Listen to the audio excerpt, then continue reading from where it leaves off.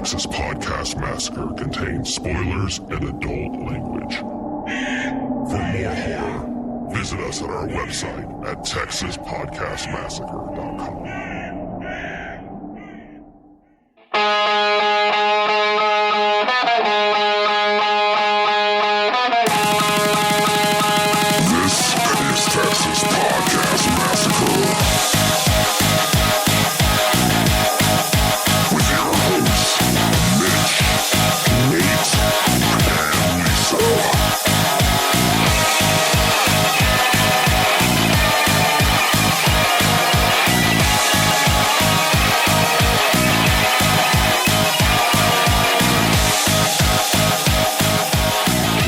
Welcome to another episode of Texas Podcast Massacre, coming to you from Houston, Texas.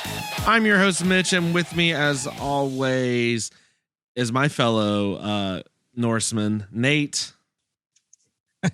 Oh, this is a good week. It's a good week for a good movie. No quote, just excited. I know. Excited about the movie. Kind of thrown up. I was like, wait. I was like, I don't think I remember that in the movie. Nope. Oh, that's good. And of course, well, okay. My quote for the movie is that I'm very hunched over right now. That's my quote from the movie. Oh, there you go. A lot of hard hunching in this movie. Well, there it is. And of course, the Frigga to my Odin, our queen of unsuspecting victims, Lisa. Hello, everybody. Welcome to another episode of Texas Podcast Massacre, where each week we take a look at a different horror movie and debate a horror-related topic with our unsuspecting victim, who's usually not someone we would consider a horror fan. This week, not so much a horror film, but a badass film. I think that we had to talk about, which is the Northman.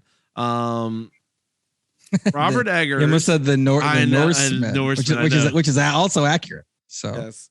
Right. No, just hold on now. Okay. We're going to dispute. Oh, sorry. I'm going to dispute the fact that you guys think this is not a horror movie. By the end of this, hopefully I can change your mind. Oh, Lisa. There's some creepy stuff in this one. Okay. I mean, is it mostly Willem Dafoe and Bjork? Maybe, but I mean, yeah. We're gonna get into it. This is now, Nate. This was a movie. I mean, I think you and I we've been absolutely pumped and excited for. I mean, you are a Robert Eggers, like you're his number one fan. I think. Fair to say. not probably not even close. But I'm in the top 80%. I'd say higher. I'd say higher. Well, maybe. Did I just pre-order the 4K import like The Witch complete Blu-ray edition, even though I already own the Blu-ray and I've watched it numerous times? Yes, I did. Mm-hmm. So what I don't know if that helps you with your narrative or not. I think it probably does. I mean, it doesn't hurt, that's for sure. Oh man, I don't know. I'm excited for this, Nate. I by the end of this, I'm very curious where this stacks with the other Robert Eggers films, because, this was his first I would say big budget Hollywood film, right? Versus the other ones, which I think were a little bit smaller scale. Definitely his style, definitely his movie, but with a Hollywood sort of budget. I'm excited to see where this ranks. I have a guess. I do not think this overtakes The Witch for you, but I don't know if you like this better than you like The Lighthouse. Okay, well, you'll have to guess. We'll see what happens. And then conversely, Lisa hated The Witch, so I'm assuming this is better for her. But Lisa, did you actually watch The Lighthouse? Have we? No, not yet. Okay, so we need miraculous. For everyone who gave Lisa crap for anything ever, she hasn't even had to watch The Lighthouse yet. So I mean, so look, but I've had to hear that same drop for the past year and a half. So, and you don't even know the glory of why. Do you want Willem Dafoe to say really creepy things directly into a camera again. Oh, look, 2 movies in a row because this one also has that. And it's like a weird, like drug, like 12-year-old on drugs dream sequence. Gotta love it. So, well, guys, I mean, not to delay it, but speak of that drop, let's get into this week's debate question. Bid our father, the Sea King, rise from the depths full foul in his fury. Black waves teeming with salt foam to smother this young mouth with pungent slime. I mean, okay. he has a whole thing. Yeah, go ahead. If I watch the movie, can we change the drop? The problem is, I think if you watch the movie, you're going to realize how perfect of a drop it is. It's perfect. Yeah, it may be the reverse. That could be the problem, actually. But yes, I'll say yes. Sure. Yeah. If it gets you to watch the Lighthouse, you have to do a mini review on the podcast. But yeah, that's fine. Yeah, we'll make it worth your while. Yeah. All right. Well, look, this may shock folks, maybe, but this movie is really, at its core, just a retelling of a famous Norse play. Nate, do you want to explain what this movie's really about? Where the source material is? What do you mean? The source material is the story of Amleth. What do you mean? Who anyone who's been in the English lit class is going to know as Hamlet. Yeah, well, Hamlet ripped this off. Yeah. Well, Hamlet ripped the same thing that this thing ripped off. They both ripped off. It didn't rip off the Northman. This was first. The Northman was first. Yeah, that's right. The Northman was first. Then the omelet myth, and then Hamlet. So by far, the worst.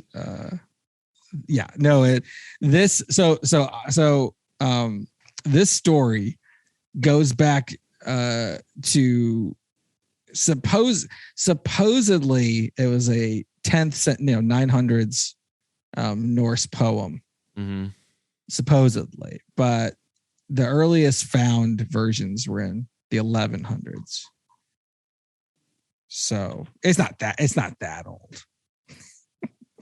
Okay. No, it is. But my question to both of y'all then is, give me.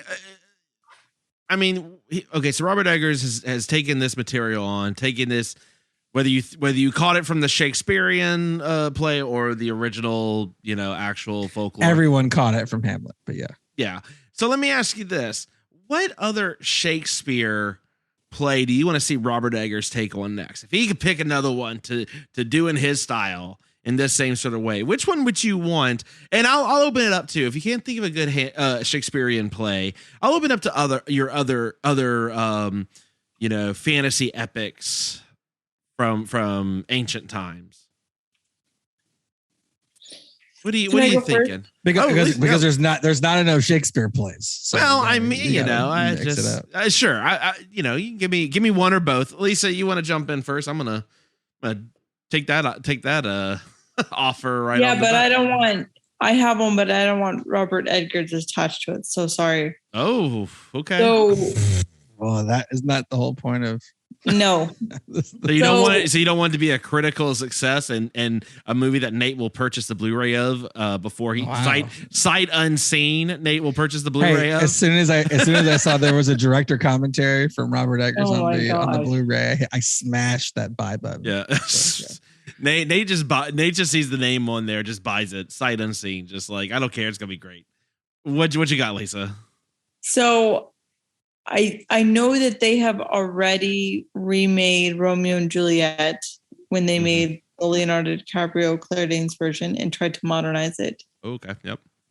I think we have to do it one more time, and I cannot remember the name of that really creepy movie that you guys watched that was like all on Zoom.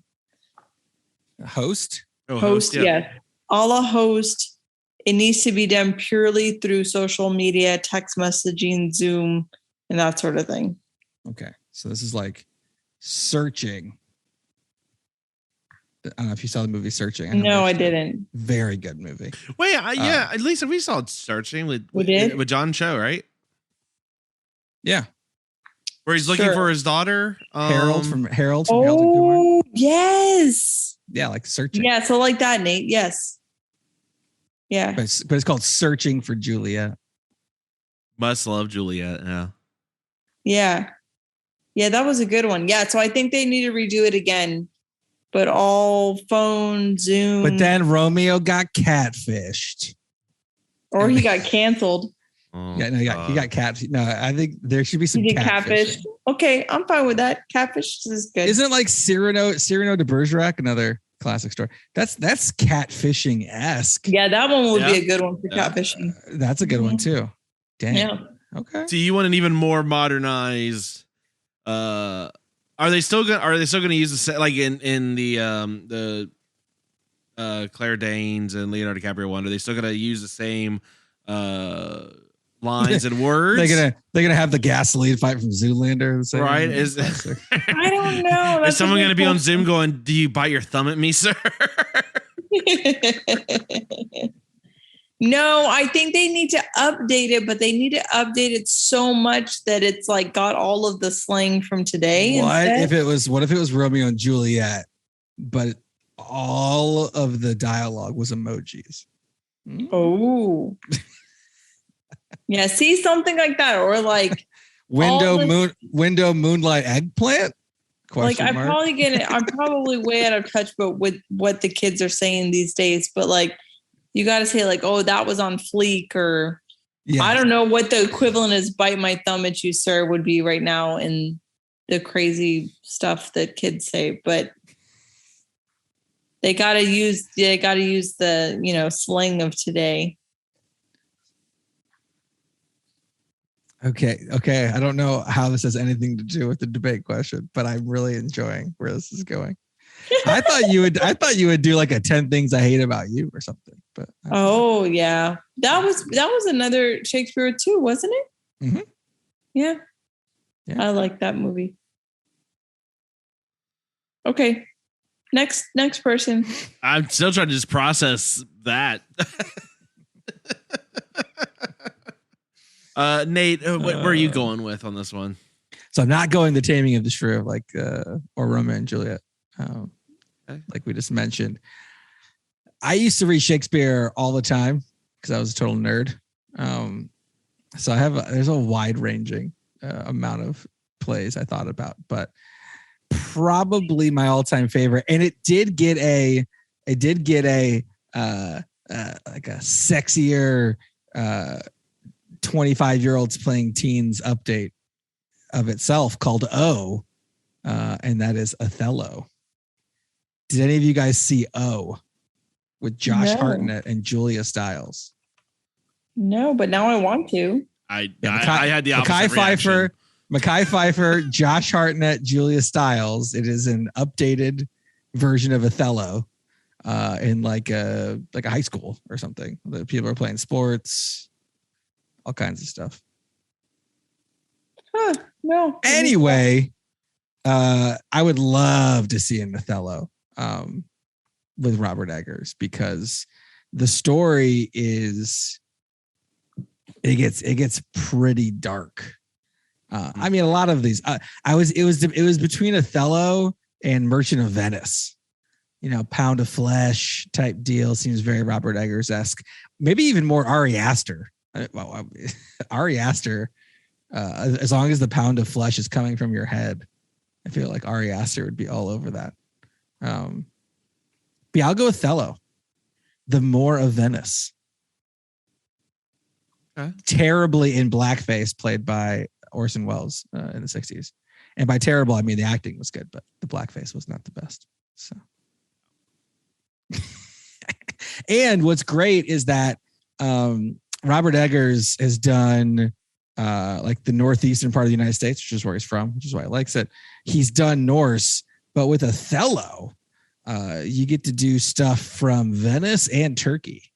So I'd like to see Robert Eggers kind of branch out a little bit in terms of his, if it was Othello, he'd get some Venice, some Turkish action, get to be in like a different kind of culture. That's what he kind of needs to do. He needs to start like spreading out. So he's got the Northeast US locked in.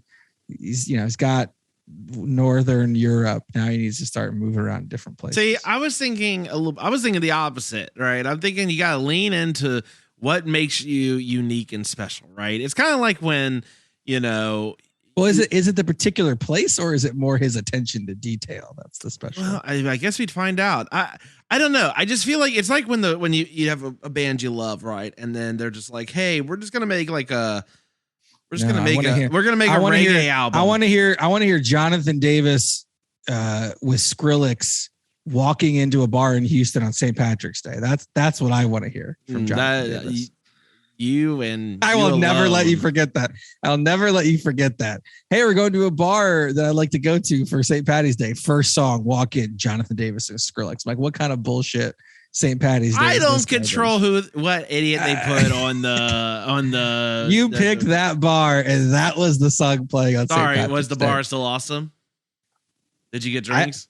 Did you have a good St. Patty's Day? It was the other place that we ended up getting that we got snuck in on. That was actually we snuck into the VIP area. That's when it was awesome. No, we snuck you into the VIP area. That's what I'm saying. When we snuck, that's when it was cool.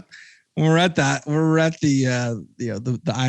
quote unquote Irish bar playing Jonathan Davis and Skrillex. Look, anyway, so you're saying you don't want the chance for a Jonathan Davis with Skrillex song with Robert Eggers is what you're saying. No, because then I have to hear you complain about it. So what I'd rather do is have him lean into what he's really good at. And I mean, come on, The Tempest is right there. And sure. a really badass, really dark, very era appropriate Tempest. I mean, that leans into really Eggers' that's his wheelhouse. And yeah, maybe he's not stretching as much creatively as he might with Othello, but that's what I'm saying. Tempest would be but him at sea, ooh, that is good. Mm-hmm. That's good. Yeah, Robert Eggers on sea. We got a little bit of it in this movie, and I would like to see more of that. That's true. The important question now to follow up then is, who is Willem Dafoe in each of these films? Somebody. I mean, well, if you wanted to go like awesome in Othello, he would be Iago, and that would be incredible. Like the full antagonist in the movie. Yeah. See, I would have him going as Caliban in The Tempest. But doesn't Caliban have to be like a beast, like a jacked dude? Yeah, you don't think? Oh, come on, he can still pull that off. I don't know. Do you think beastly when you think like Willem Dafoe? Well, you're not gonna get like Arnold out there, man. You're not gonna go full Predator mode. I was thinking you get Dave Bautista. Oh, get like Dave Bautista or somebody. Batista, I like Batista, but not for that. I'd rather someone that's like that same sort of like crazed, like wild. So you get Alexander Skarsgard from this movie? Could. It'd be a little too on the nose, but you could. That would be incredible. But I really am more curious, Lisa. Who is Willem Dafoe in your film? Oh, who is he? Oh man, in Romeo and Juliet. Yeah, that's a good question. I don't know. He's probably, isn't there at the end when they're taking the poison? Is there a priest guy? I haven't seen Romeo and Juliet in so long. I'm gonna be honest with you. Isn't there's like a friar or something? Yeah, that guy that's like helping them, right? That's like, okay. Oh yeah, that has like the potions and all that crap. Yeah. Yes, that's who it would be. Okay, interesting. Okay, I can see that. I can see that. Okay. What if Willem Dafoe is Juliet? Think of it that way. Mm-hmm. Lisa, who would be your Romeo and Juliet? I really want to work. I'm more interested in this Romeo and Juliet. If you and Mitch are co-producing, who's going to be cast alongside Jennifer Love Hewitt? It's got to be modern. It's got to be modern. Freddie Prinze Jr. and Jennifer Love Hewitt. Look, she'd have to be either Lady Capulet, Lady Montague. If we're trying to go for modern, if we're going for like a 90s era, maybe. But just throw Zendaya in it. Done. Zendaya. I'm not saying it. That's two. Well, I mean, not that she couldn't do it, but that's two on the. Lisa, who you got? I want to know who you. I like her though. Okay, so Zendaya. They'll do Zendaya and Tom Holland. They need to be in another movie together. Oh my God. Okay, well, this went off the rail. I can almost guarantee Robert Eggers isn't casting it that way. No. Well, he's not associated with my film, so it's fine. Anya Taylor-Joy could still be Juliet, probably. Yeah. What about Anya Taylor-Joy? You like Anya Taylor-Joy? I like her. Okay. Yeah. All right. Well, look. What's Ansel Elgort doing? Oh my God. I just love saying that terrible name. God, that's one of my most favorite bad names I've ever heard. Love it. Well, there you go. Well, look, we need your help fantasy casting this new Romeo and Juliet movie for Lisa. Let us know who you would pick at TexasPodcastMassacre@gmail.com, TX Podmassacre on Twitter, Texas Podcast Massacre everywhere else. Give us a call at 346-246-3143. Next week is our 250th episode, Nate? You know it. 250 coming next episode. Oh my goodness. Lisa, 250 episodes. Oh boy. It still feels like just the first one, doesn't it? Like every time. Just feels like the 250th time. There was that. Classic. So look, leave us a voicemail, send us an email, tweet us, send us something on Facebook. We've been getting a bunch of tweets and everything from folks trying to respond. We'll answer them all. 250, baby. We're gonna have a special bonanza next week, I think. And really, we really want to hear from everyone. It's a celebration. I mean, Nate, do we say what the movie is, or we let that be a surprise? Surprise.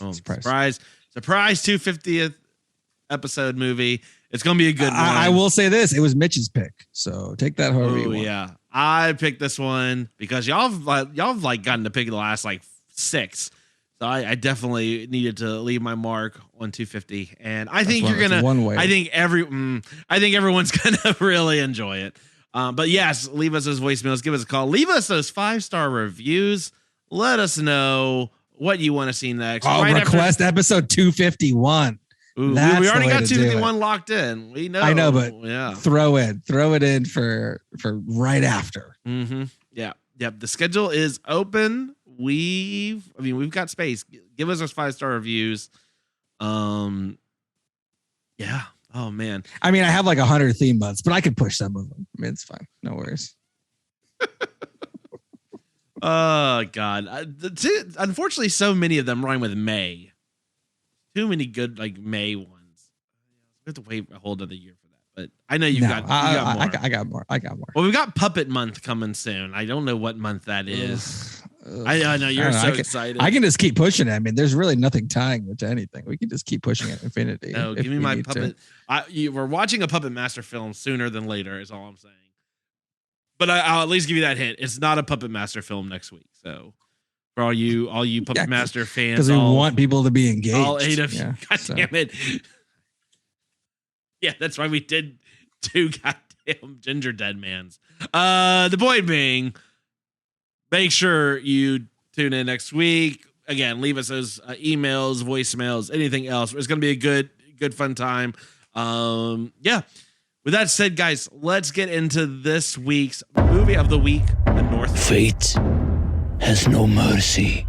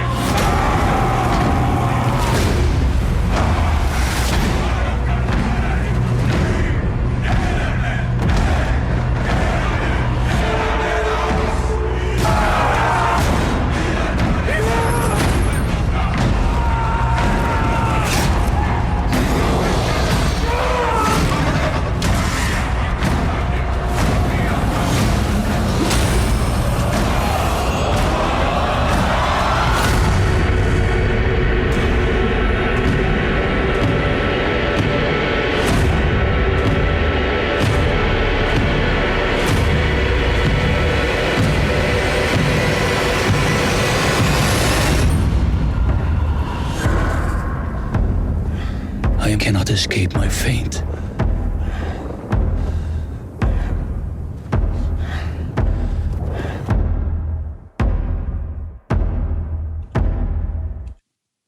Who even needs words when you got such a badass like song What in the in background? the world was that? Epicness is what it was, Lisa. My God, the Northman, so good. Like I'm not even gonna be able to hide where my thoughts are on this. Lisa, unsuspecting victim review. What was the elevator pitch for the Northman? The elevator pitch was, what if we redid Hamlet, but with Norse folk and made every name unintelligible? And yeah.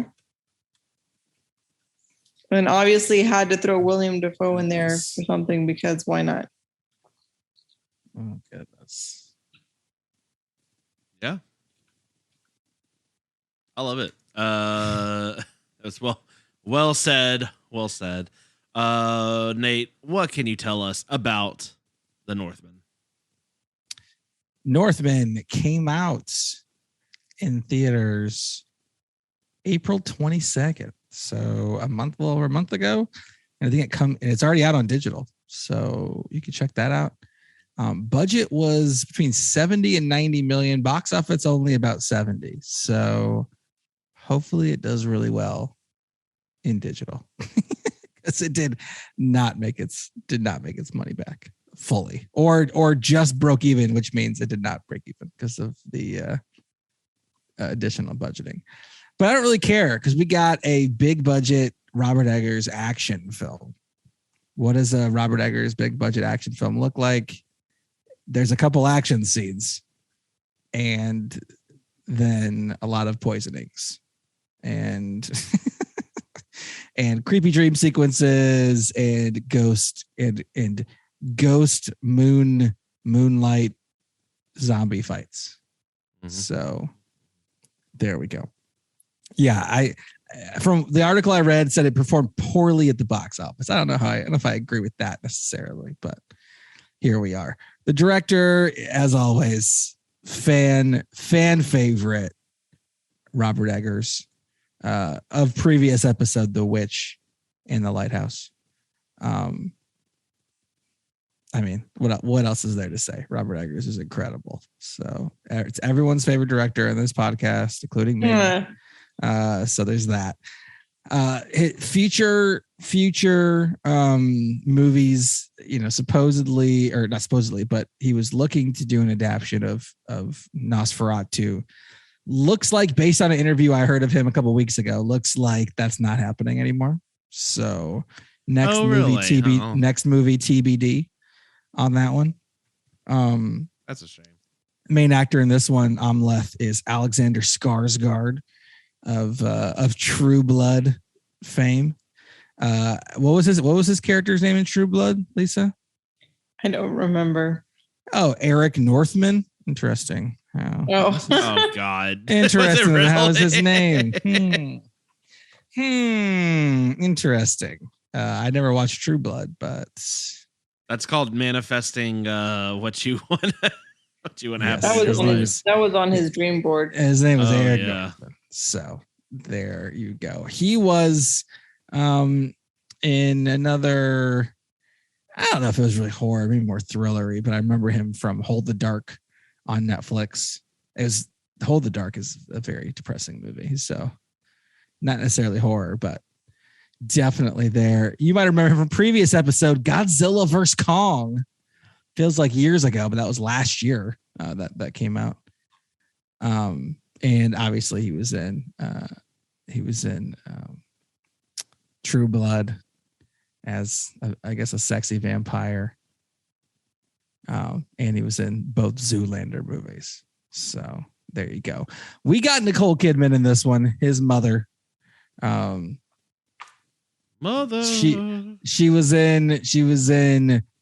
was Lucille Ball in Being the Ricardos last year. Then she was in this. So back to back bangers.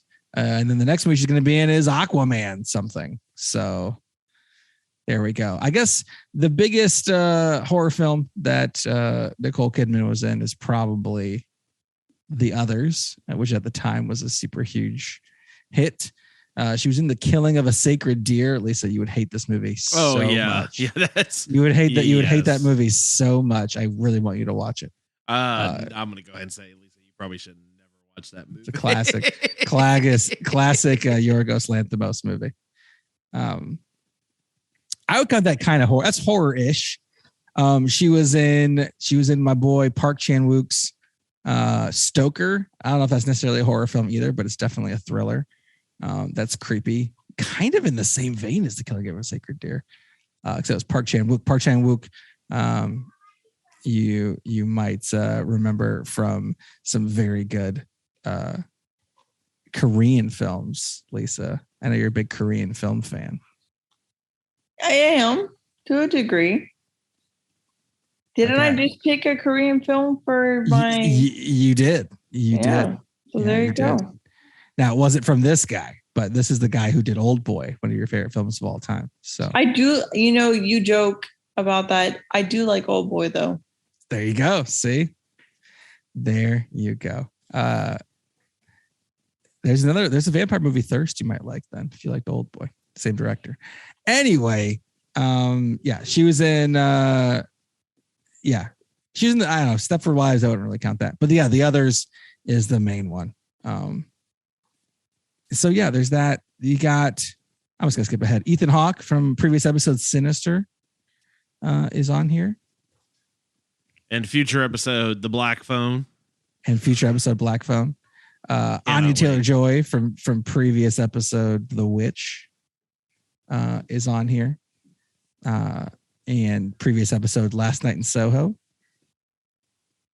and future episode Split for the next May Night Shyamalan, potentially, perhaps.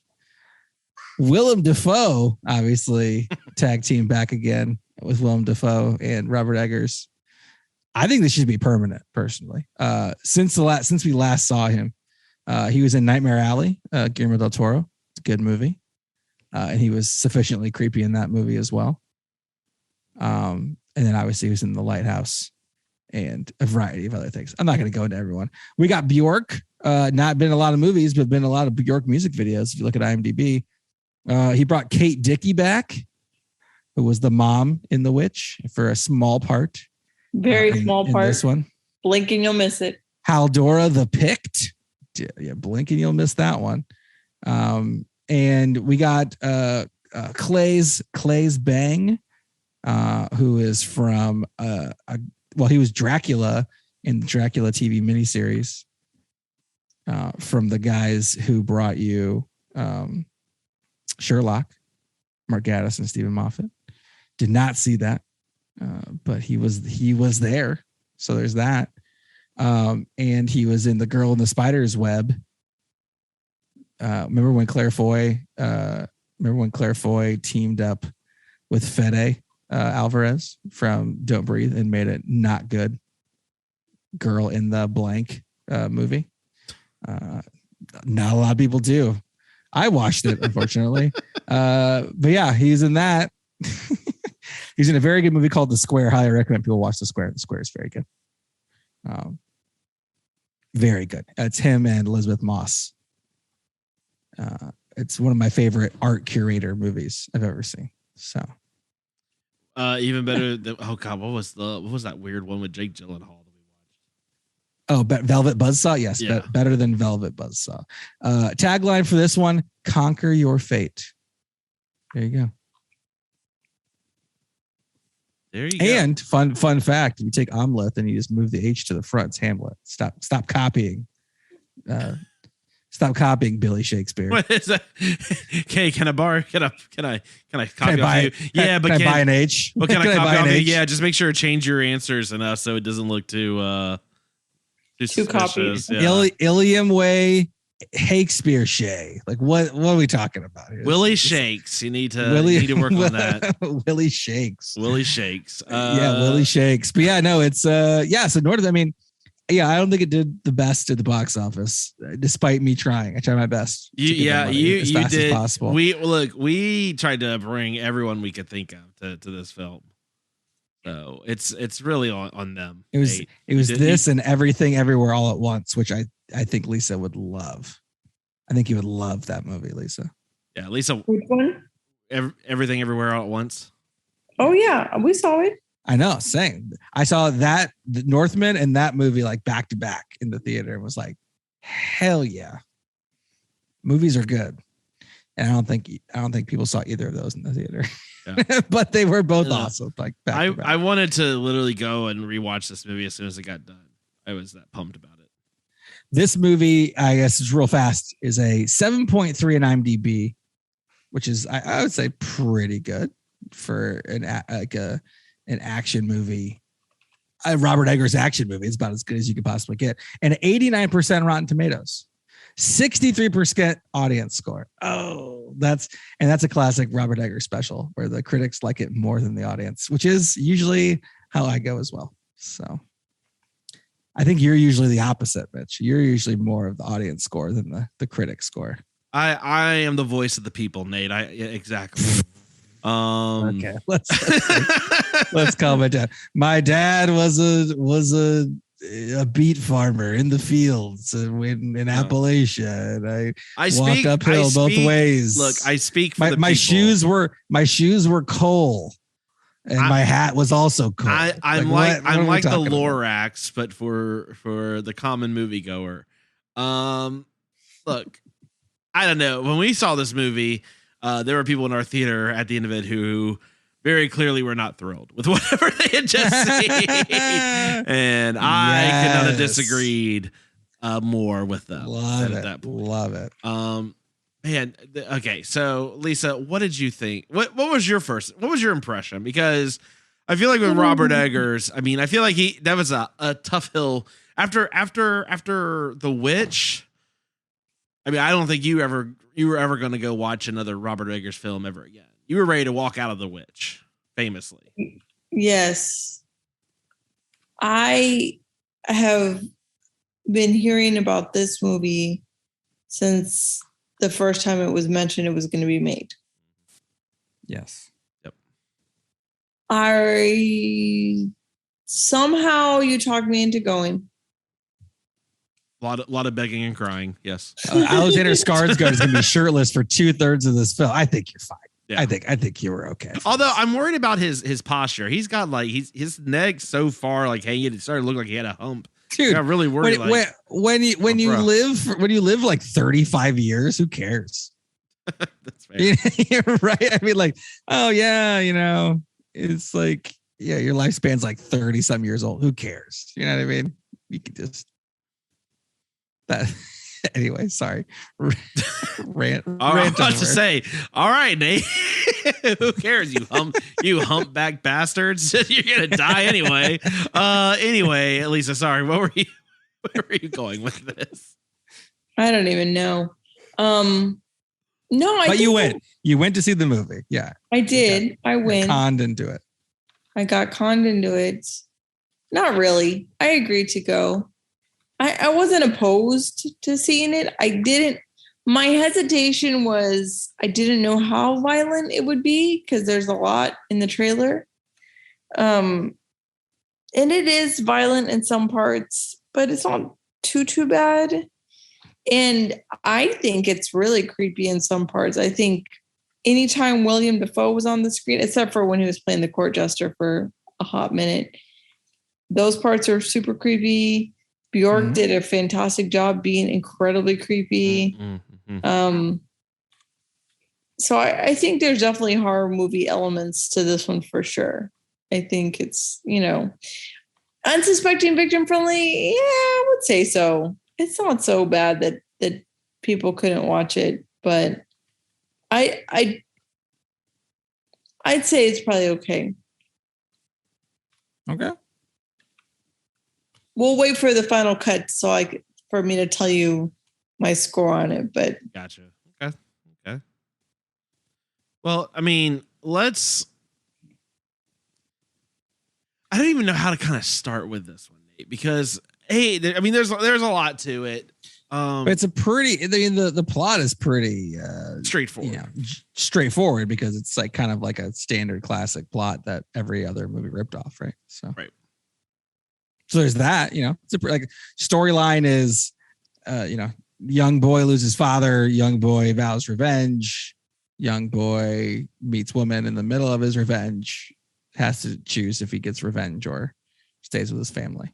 Yeah. And I mean, and I think maybe, and I could see that maybe working against this film, just in the fact of it's very much, I hate saying style over substance because that would imply there's no substance here, but it's very much, I mean, you're going for Robert Eggers like visuals and what he, like his signature, like look on how he puts, like he makes these films and puts everything together. He's going for ultra realistic, doing all the research. What you're seeing is very accurate in many regards. Vikings had no real big armor or anything in this one. Yeah. I mean, a lot of animal pelts. That the whole berserker ritual is just phenomenal. And I think that sequence too, where he like they're raiding one of the towns is one of the little Russian towns or whatever is, I mean, probably one of the coolest. Like, is it single shot? It feels like it's a whole single shot. Which one? Where he's doing right after he does the whole berserker dance, and then they're all like. That fight scene was a very long take. Yes. Yeah, I don't know if it was entirely single shot, but it was one long take. It was awesome, incredible. Once he lands, probably the most climbing over. It's one shot until they cut away for all the women and children being burned in that building. Oh boy, what do you think about that one, Lisa? Okay, Robert Eggers needs to just, I don't know. Hey, no children were harmed in the lighthouse. No children were harmed in the lighthouse because there weren't any. Yeah, apparently I got to watch that. although animals were harmed instead. Oh man, that fire! That was my almost walking out of the theater. But I was like, really, we're gonna do this again? Really? He just has one scene there. It's like, all right, got to get this in for Lisa. Hold on. So unnecessary. I don't know if you know this, but historically, children not great. Like it was not a great time to be a child at that time. Is what I'm saying. Oh well. way to correct yourself there. Children not great.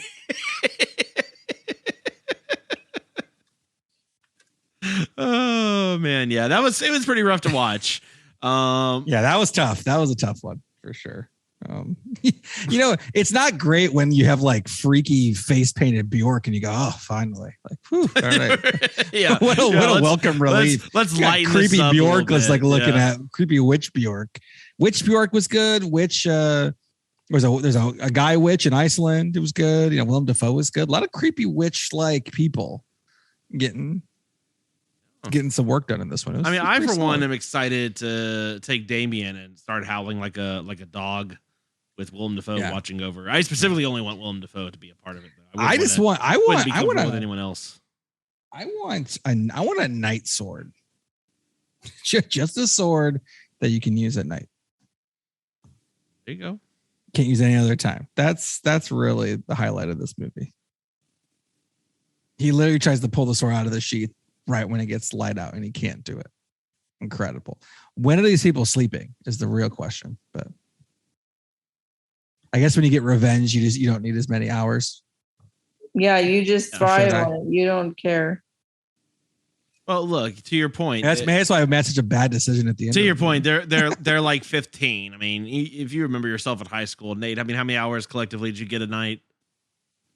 I did not sleep well. Yeah, terrible sleep habits. It's like, how many times can I watch The Matrix in a row on my VCR before I have to go to school the next day? Like that was really the challenge.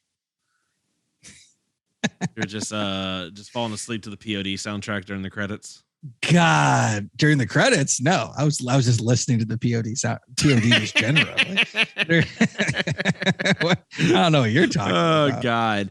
I owned this. I owned the CD of The Matrix Reloaded. Like I owned the soundtrack and the score CDs. Like I had both.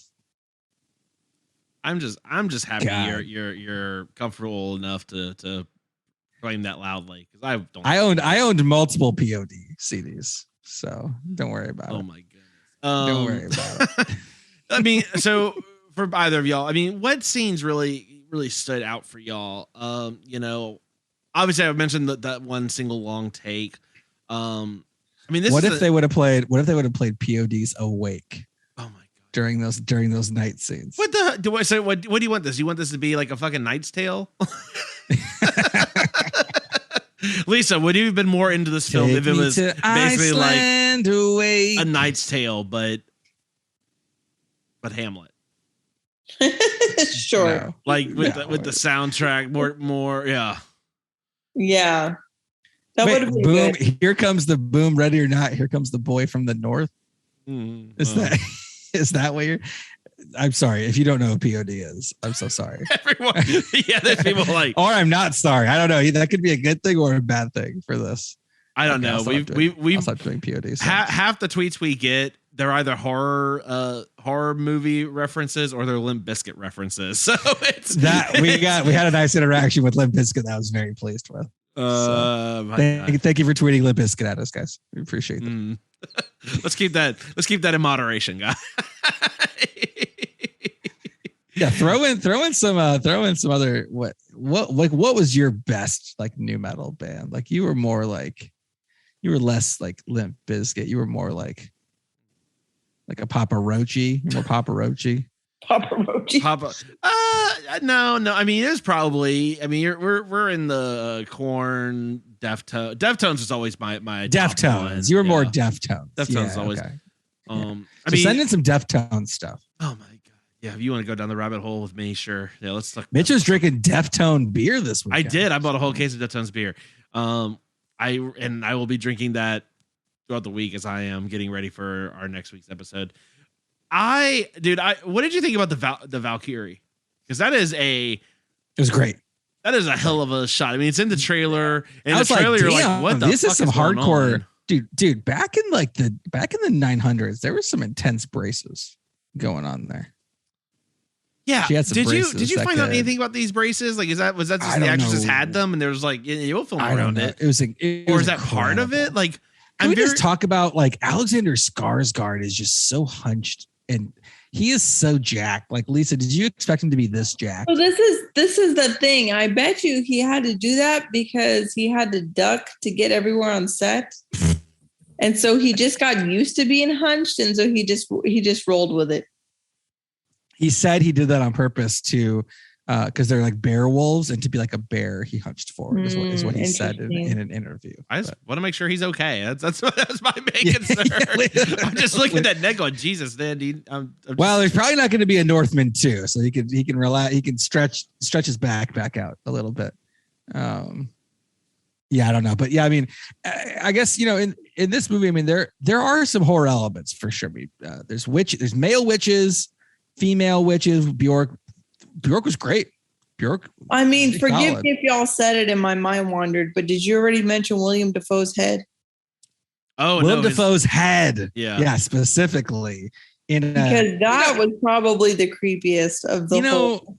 When you watch this, and we're coming up on Father's Day in a couple weeks here. When you watch this, you just go, you know what? I feel like a pretty good dad. One, not giving my kids drugs in a hut. Like I'm already like, these dads are just. You're a step ahead. These dads are just not great. I don't know, Nate. Eventually, you're gonna give your kid a beer. You're gonna be like, drugs in a hut with Willem Dafoe looking at him to scar him for life. No, I'm not doing. doing that. Nate, like you're not gonna have a beer with your kid watching a Willem Dafoe film or a Nick Cage film, and that's somehow not gonna be in a hut. It's not gonna be in a hut. Hey, it might be. You're out in Portland. I don't know what the fuck y'all do out there. It might be in a yurt. I mean, we don't know. We don't know. I can't. The hut is like $500,000 to buy. Also, if you're out in Portland, no.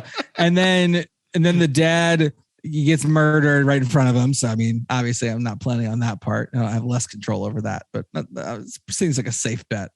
I won't get beheaded and multi-stabbed in front of my kid. I already got that going for me. I have a little bit better relationship with the kid's mom. Yeah, a little bit better. I mean, I feel like you have a better relationship, even making Lisa watch hundreds of horror movies. You still have a better relationship than Ethan Hawke and Nicole Kidman in this one. And then the other dads, the one dad lets his son grow up to be a total douchebag. So not planning on that part. And then he moves his kids to Iceland. I'm not going to move my kids to Iceland, away from their homes. I mean, like, I feel like I got like pretty, like, compared to this movie, I feel like this should be, and I'm not going to abandon my unborn twins to go get revenge for no reason. So I really got all of that going for me, dad wise. Feeling pretty good about it. I mean, for now, I mean, hey guys, I just want to announce next week we're going to Iceland. Lisa, what do you think about the fathering in this one? What about the mothering as well? I wasn't thinking about that. Oh my gosh. Because for some reason I didn't put 2 and 2 together what the story was at first. Yeah. Even though Omelette sounds exactly like Hamlet, it didn't click at first. So when he goes to rescue her and she's like, nope, go away. I was burdened by you. Like, it broke my mama heart. I was like, no, that's your boy. What are you doing? Well, this boy reminds me of his dad, and his dad was a real dick, so kill him. That's basically what it was. And say, look, this is a feel-good movie for all parents. You watch this, you go, yeah, I feel pretty good about it. Yeah, I'm doing pretty good. I feel things are going pretty well. I'm not having my kids forcefully murder people, so it's fine. See? Yeah, I don't know. It's anyway, I don't know. What are we talking about? I don't know on the parenting thing. So I mean, clearly this movie is for parents who need to feel a little. Look, if you feel like you need to you're doing all right, then apparently this movie is one you need to watch. Well, I will say one thing I think I was a little disappointed about with this film. I expected really there to be a lot more violence than there was, and I think it started off real intense, and I was like, "Oh, it was a Viking. It was a realistic Viking action movie from Robert Eggers." What were you expecting?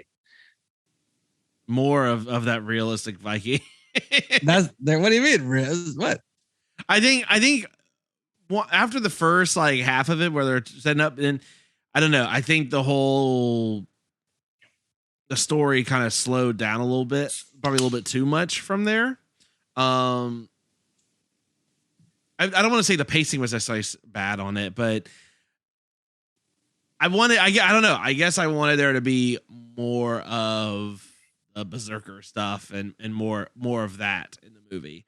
And obviously, once you kind of realize it's Hamlet, you're like, okay, cool. And I don't know, maybe that's how it worked against it, right? I was thinking just like, I mean, in the beginning he goes berserker because that's what he has all this misplaced anger, and he's just like, just point me somewhere I can use all this anger. Yeah. And then once he gets closer to his actual goal of avenging father, save you mother, kill you Fjolnir, then he has to go stealth to accomplish that. Yeah. What would this be for our podcast? I will save you, Nathan, or I will avenge you, Nathan. I will save you, Lisa, and I will kill you, Mitchell. Is that how it goes? Wait, say the whole thing again. I will avenge you, Nathan. I will save you, Lisa, and I will kill you, Mitchell. Wait, why am I the one getting killed in it? Wait. You're saving me from this podcast? That's what's happening? I don't know what's happening. I guess to save you, you have to kill Mitch. I guess is that how I don't know how that would work. I was just plug and play a little bit. You're just spitballing. I guess if you're avenging, and that means I'm already dead. I guess in my own thing, I'm already dead. It's probably some basement lover coming for me. I guess I could see that happening. You'll never see them coming. They come from underneath. Oh my God. I'd have it locked. Okay, they couldn't. They have to go through the front door like everyone else. No, and like I said, this movie, I like this movie a lot. I do think, like I said, up until you realize what it's gonna be, then it kind of goes through the normal kind of story points. And so I think it kind of loses a little bit of steam there. And then because of the visuals, I can see how if you're not super familiar or a big fan of Robert Eggers, how I think like the people in my theater were like, what the hell am I watching? With Valkyrie riding down, screaming. I don't know. I feel like if you really like Viking shit, like this is right up your alley though, because everything is pretty like I said, well researched, well done. I mean, this is a A-list quality movie. This is a major cast. I mean, like right? they built the town, you know, that berserker scene happens in, right? I mean, they build the towns and all kinds of stuff for this movie. I mean, and you get to film in Iceland. I mean, man, yeah, obviously the scenery is incredible, right? I mean, Lisa, can you agree on that one? The scenery is just ridiculous. It's gorgeous where they filmed for sure. I mean, a little bit. I agree, Mitch. It kind of like lags a little bit, in that kind of like, you know, they get to Iceland, right, and he's like doing his like kind of incognito undercover assassin-y. It's almost Assassin's Creed-esque in there, but yeah, it lags a little bit during that time period. Yeah, I do agree. And I wonder if it's just because it falls right into the main beats of the story, and there's really not a whole lot different about it from what you're expecting. So like versus I think kind of at the beginning and early, I think there's enough of you don't know where he's going with it. Once it really starts setting in the pattern of like hitting up the each of the story elements as you expect it to go, it's kind of like you're just kind of waiting for like the big fight scene at the end, right? But holy hell, let's talk about that final fight scene, Nate. Because that is I have two things I want to mention before the final fight scene. Fine. Okay. I want to talk about the fight scene, but go. One is when Anya Taylor-Joy rubs period blood in that guy's face. That was incredible. That was the thing that happened. Yeah. The guy's trying to rape her, and she's like, "This is the best defense I could come up with at the moment." It was incredible. It worked. It worked. Two, there's a scene where everyone gets like hallucinogenically poisoned and then murdered. I wanted to get your take on that before the final fight scene, because that one was nuts. It's like murdering like defenseless people, and people were stabbing themselves. Oh yes. This is where it gets into the horror. This gets into more of the horror-y kind of elements because she poisoned the soup with her mushroom skills. That was horror-esque also. Yes, very much so. People stabbing themselves in the stomachs to like get it out. I don't know what they were trying to do there necessarily, but whew. Bad trip, man. Yeah. And then the nose guy got it through the nose. Yeah. Oh.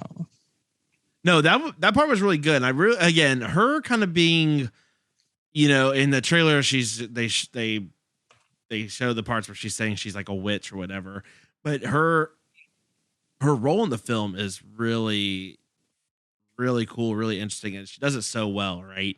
Of having those like, I mean, she just knows, you know, hey, don't eat these mushrooms because they'll fuck you up, but like the whole mysticism behind it was just really well done. That was a really cool scene. I think it certainly helped break up some of the sneaking around and part of the plan there. Yeah, that was really cool. I agree. It was cool. Anyway, sorry.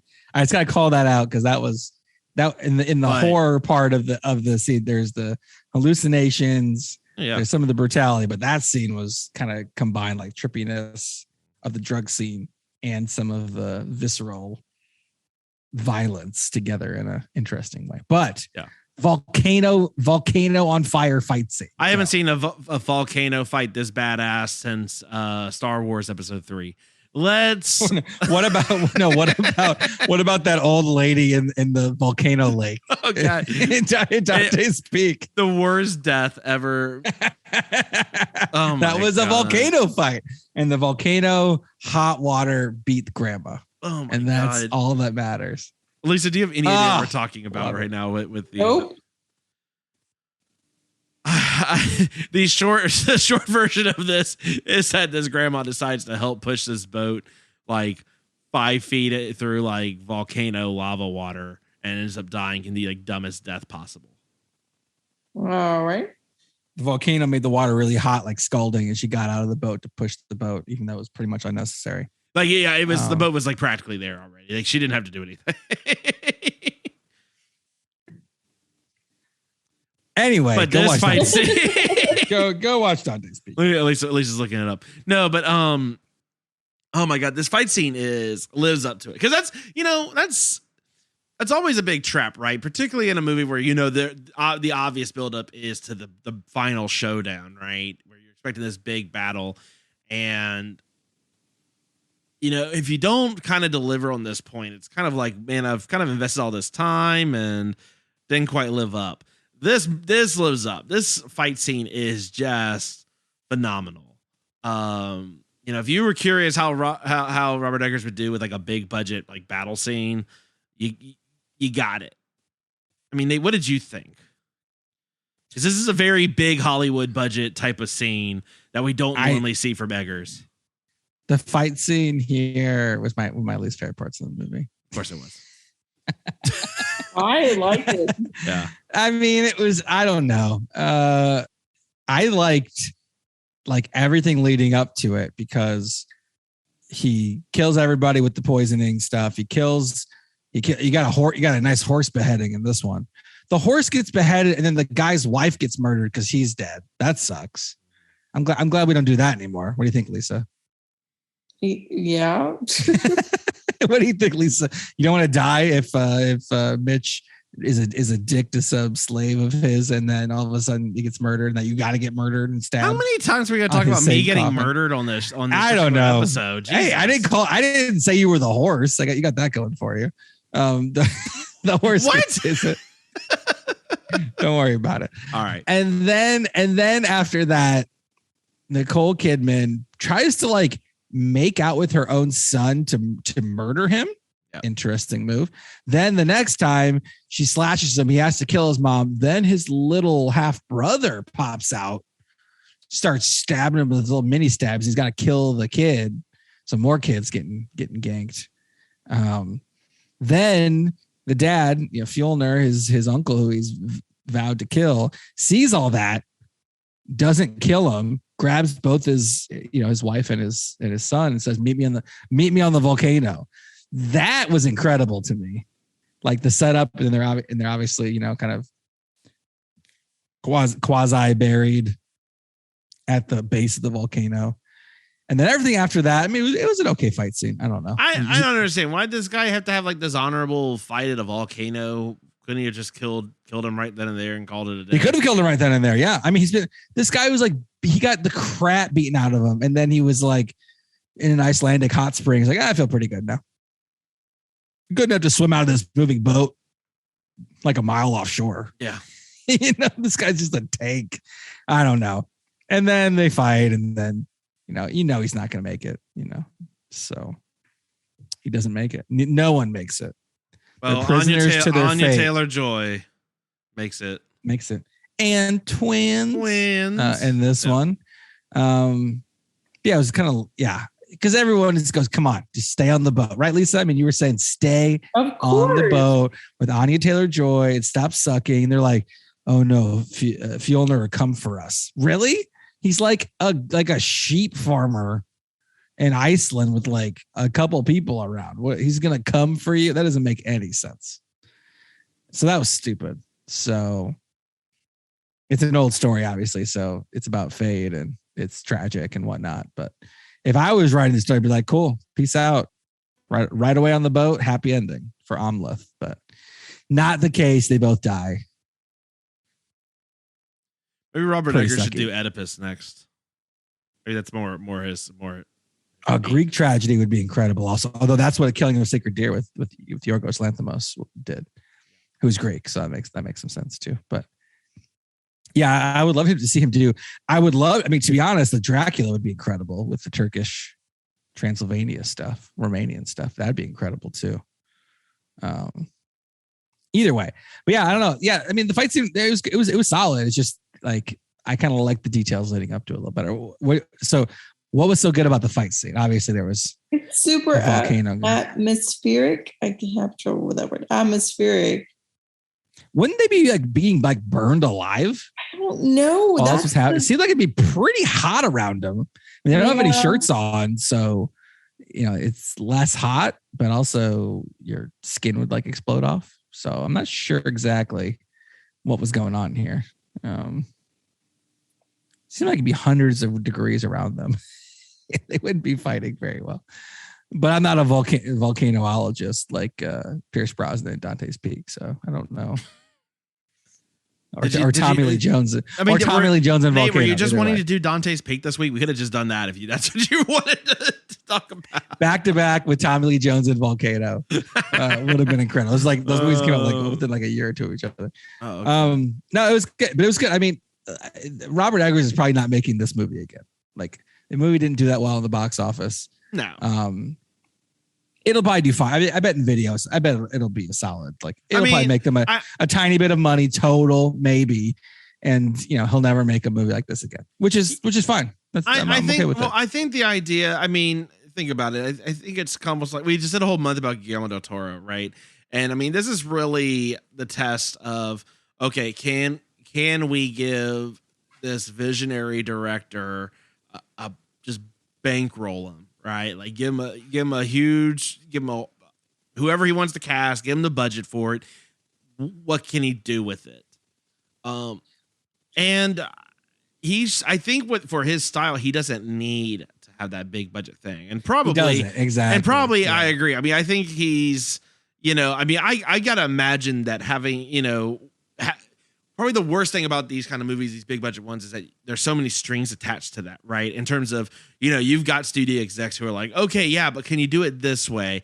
Can you do this? Robert Eggers did point that out, that like there were some things that he like had to compromise on to do this particular movie that he didn't have to do before, right? And so, and my guess I think he'll go back to doing like the smaller movie where he can do exactly what he wants.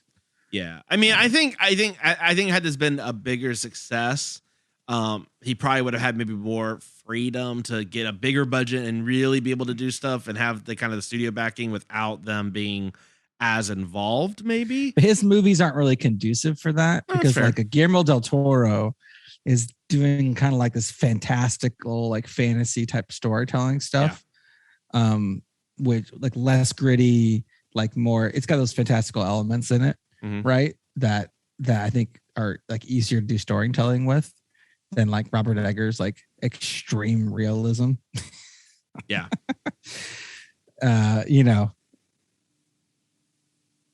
He's not going to do something like, he's never going to do like a Mama, kind of deal, even though that wasn't Guillermo del Toro, but he's not going to do a Blade 2, to get that studio money, or anything like that. Sure. He's gonna just kind of stay doing his own thing, which I like, which is fine.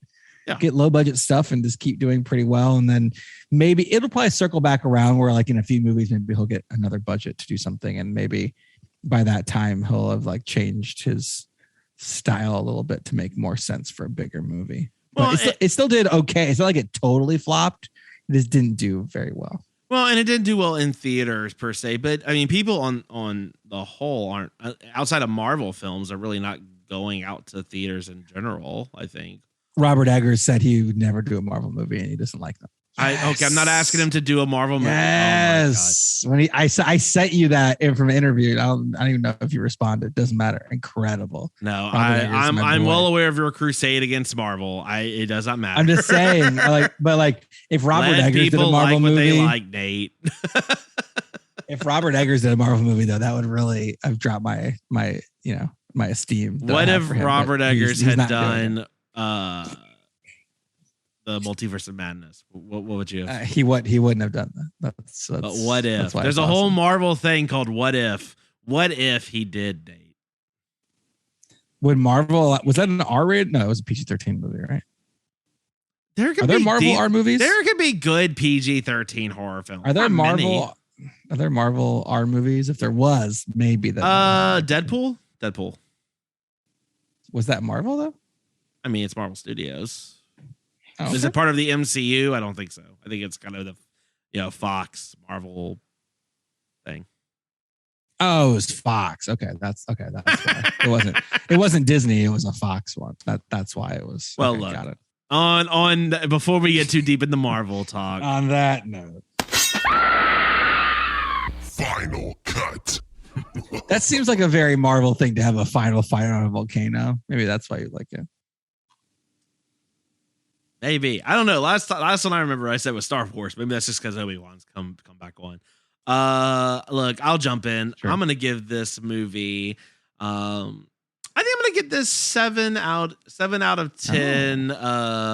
Talking Willem Dafoe heads, or disembodied Willem Dafoe heads.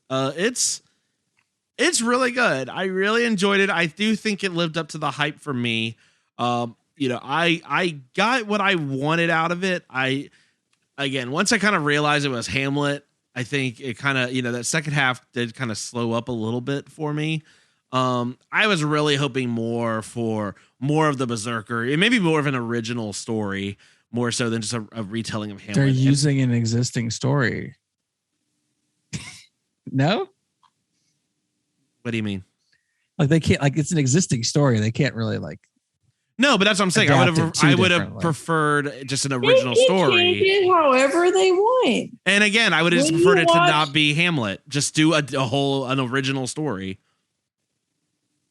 Or I don't know. Again, maybe something, or maybe a Viking tale that wasn't so well known as Hamlet, right? I think they were reclaiming the story. That's fine. I think was kind of the point. My point is, I think I would have enjoyed it more had it not been Hamlet. Maybe that was the issue. That said, for what it was, for what they put out, I really liked it. Really well done. Again, if you liked Robert Eggers films, it's going to have everything you really like about this. The great visuals, great acting, really just kind of mind-bending type of stuff. Anya Taylor-Joy is awesome. Skarsgard's great. There's no one bad in this movie by any stretch. And just, I think it's gonna have something for everyone. I think if you're not used to Robert Eggers and you're going in thinking it's just gonna be some big, like, it's gonna be like The Patriot or something, like a typical kind of fight film type of thing. I think that's where you're gonna see people kind of disappointed. My guess is that people saw some of it and thought like, oh, it was going to be closer to like kind of a more traditional big budget, like war film or something. So anyway, but yeah, 7 out of 10. Lisa, what are you thinking? So it was good. I think the acting was good and the casting was well done. Like you were saying, I think they all did a good job. It wasn't too creepy or scary. I'll probably give it a 6 out of 10. Okay. Lisa, six what? Sorry. William Dafoe heads. Nice. Did you like this more or less than The Witch? Oh, way more. That's what I would have guessed. I didn't say that for myself. I think for me, I would have probably done The Witch as the best so far. I would have maybe put this in between next and then The Lighthouse. That's not to say I didn't like The Lighthouse, just I think I enjoyed this for what it was. The Lighthouse is just one of those movies that, like, I don't know. I feel like you have to have like a second or third viewing before you're just like putting it all together. Because the first viewing is like, what the hell is going on? I have a theory on how Nate's going to order it. But Nate, what is your final cut? So what do you think my order is going to be? Just first. Oh man, I think it's going to be. I don't see The Lighthouse unseating The Witch for you. I think I would pick. I think you would go Witch, Lighthouse, and then Northman. That's correct. It was tight between the Northman and the Lighthouse, but I like the Lighthouse a little bit more, just because. Not that there's not iconic scenes in this, and I probably need to watch it a few more times. Don't worry, I will when I get the Blu-ray. But Lighthouse has a couple more iconic scenes to it. Sure. Willem Dafoe is obviously leveraged a lot more. Less fart jokes in this one. So downside. But it's still fantastic. I give it 8 out of 10 Moonlight Zombie Warriors. That is surprising. That was a cool scene. That was a cool scene. That is very surprising, given that I think Lisa and I like this movie better than the others, but I don't think we rate it as high as you rated it. I just like them more than you guys like them. So even my lesser is still that's very fair. Still higher. All right, so 6, 7, 8. So, I mean, Robert Eggers is like, for me, he's batting 1,000. Cannot wait to see what he does next. It'll be a couple of years, so unfortunate. But I hope he makes like a couple smaller budget horror films on a shorter time frame, back to back, kind of get back to his roots a little bit. He needs to come down and do a Louisiana Cajun monster movie, the Rougarou. Set it in like the 1600s. We haven't mentioned Rougarou in years on the podcast. That's a sense. Like you got to wipe out like how many days without an accident. Wipe it out in the factory. Or like back to zero. What about a horror Lewis and Clark? Now that would be right up his alley. Like, yes. Right? Like the whole frontier, but he's going, but a frontier thing could be good too. Yeah. But it's all like North American cryptids, right? So like fucking Bigfoot's in there somewhere. The Rougarou is around. I mean, all of those like the Rougarou, they have to go down to Mississippi. They start in Minnesota and they go down to there. They could hit both in theory. Yeah. There's gotta be, there's gotta be some like, St. Louis lake monster or something, something in the Mississippi, right? I mean, there's gotta be we're getting Prey, a Native American predator movie, which looks surprisingly good. Oh man. Coming out later this year. Or a 20-second teaser trailer looks incredible. So that could be the first. There you go. And this could be a companion piece. I like that. I can't wait to see where it goes, man. Nosferatu with Anya Taylor-Joy would have been stellar. That seemed like the movie that he was like born to do, right? I mean, like Eastern European period stuff with, and obviously Count Orlok, Max Schreck, from the original Nosferatu, which is like 100 years ago now, almost. The creepy ass looking guy, right? And just like iconic. I feel like he could pull that off. Obviously, Werner Herzog in the 70s. With Klaus Kinski, everyone knows all the names I'm saying. Did a Nosferatu that was very well regarded as well. But man, an Eggers version would just be awesome. But doesn't look like it's happening. So hope maybe in another original story, and hopefully he can get back to it at some point, because I would die to see that movie. That movie looks so good, so good. Well, all right. Well, listen, we want to know what you thought about the Northman, so do let us know. And get ready for next week's episode. Nate, 250. Where can they find us for episode 250?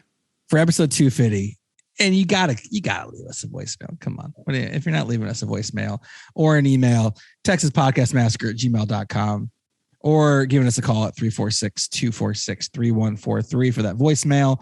Or going to Apple Podcasts or iTunes or Podcast Addict or any of the other ones and giving us a 5-star review and letting Lisa know, your Team Lisa, after this many episodes, or Team Basement, or what movies you want to be 250 and beyond. I know we have some good ones coming up. We got Slither, which I'm excited for Lisa to watch Slither. Lisa's pick, a murderer's row of movies. Lisa picked I Saw the Devil, which she's going to immediately regret as soon as we start watching it. Pretty excited about that. And I think we have 1 or 2 other requests coming later. You could be in that list. So give us 5-star review, put that in there. Let us know, what you think about the podcast. 250 episodes. I don't know if anyone's still around who listened to episode 1 because it was so garbage. We might have to re-release that as a special episode, Mitch, just to see how terrible we were. What do you think? You got to re-release episode 1 just for fun about how bad it was. I'd have to. Alien Covenant, first episode we ever did. Lisa, do you remember Alien Covenant? Yes, I think it would hold up. This This podcast started in our kitchen, moved into a studio. I think my microphone was on like a Java. Was it a Java book? Oh, you're saying how bad our recording would be? Oh yeah, it would be terrible. was it a Java book? It was some sort of programming yes, book it was. that my mic was propped up on. Mm-hmm. So come a little bit away since then, almost 5 years ago. We have to do like a 5th birthday episode too, which be oh crap, that actually is now. Oh no. This is our 5th birthday. So this episode. Crazy. Wait, this episode was our 5th birthday? I believe so. Yes, I'm looking. Oh my god, we're gonna roll it into next week. So. We'll celebrate it all together. Don't worry about it. Oh my god, we've been doing this for 5 years. Oh my goodness. 5 years, 250. There you go. See, all right, team. So give Lisa the shout out so she continues to do 5 more years. Just don't think about it, Lisa. It'll be better. Don't worry about it. Don't worry. One movie at a time.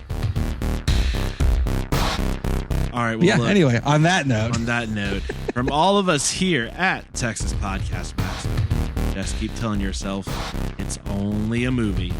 Good night.